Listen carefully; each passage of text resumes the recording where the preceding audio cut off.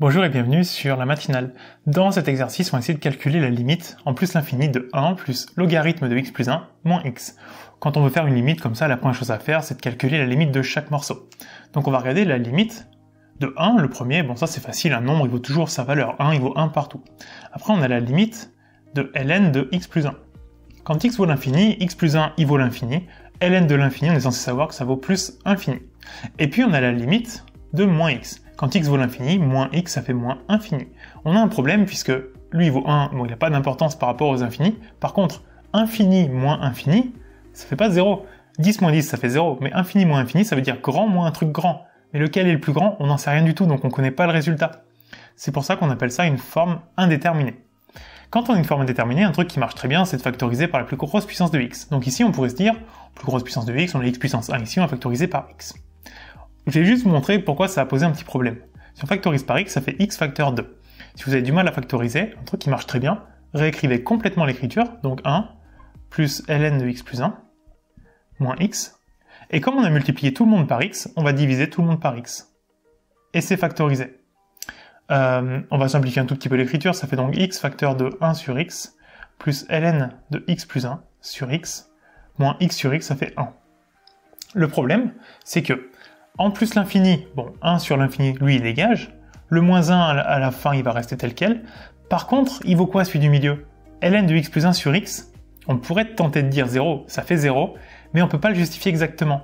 On a une seule chose pour justifier quand on a un ln face à une puissance, donc x puissance 1 ici, c'est le théorème de croissance comparée. Mais ce théorème, il nous dit que ln de u sur u, quand u va à l'infini, ça vaut 0.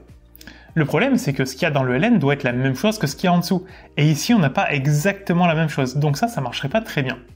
Par contre, avec ce que je viens de vous dire, il faut pas factoriser par x pour qu'on puisse diviser par la même chose que ce qu'il y a dans le ln, puisque c'est lui qui nous pose problème.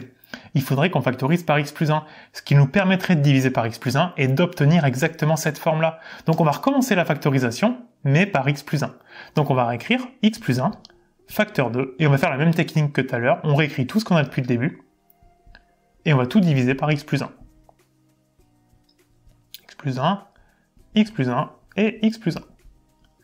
Petite parenthèse pour te parler de La Matinale, le programme que j'ai développé. C'est un programme qui permet d'apprendre, de comprendre et de réviser tout le programme de maths, de première et de terminale. Allez, viens avec moi, je vais te montrer comment La Matinale va t'aider à cartonner en maths au lycée et après. Dans chaque cours, tu auras accès à l'ensemble de mes vidéos pas à pas. Une vidéo d'explication du cours est suivie de nombreux exercices d'application où c'est à toi de jouer. La fiche résumée que tu trouveras en bas de chaque chapitre t'aidera à revoir l'essentiel en un coup d'œil.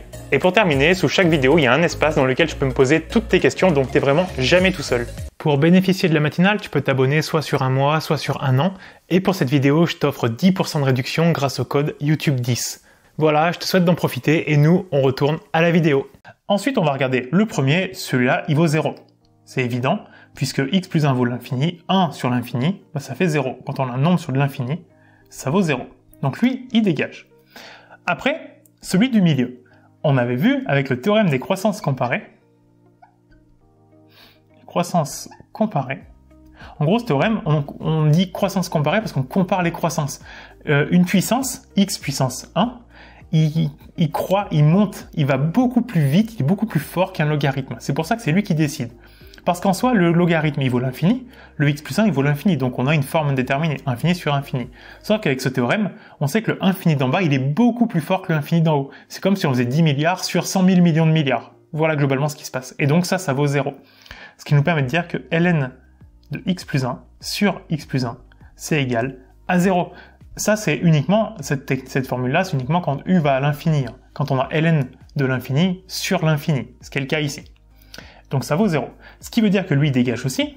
Et donc au final, la limite de notre fonction, il va nous rester le x plus 1 qui est en facteur devant, multiplié par moins x sur x plus 1. Mais on multiplie par x plus 1, on divise par x plus 1, c'est comme si on faisait rien. Les deux s'en vont, il nous reste moins x. X, il va aller l'infini, avec le moins, ça fait moins infini, et on obtient la limite de notre fonction. Donc bien penser qu'il n'y a pas une seule technique pour contrer une forme déterminée. Factoriser par le terme de plus haut degré, c'est une excellente méthode, mais elle ne marche pas forcément tout le temps. Quand on a du ln, on veut penser au théorème des croissances comparées. Et pour ça, il faut qu'on puisse diviser le ln par la même chose qui est à l'intérieur. Pour ça, il faut factoriser par ce qui est à l'intérieur du ln.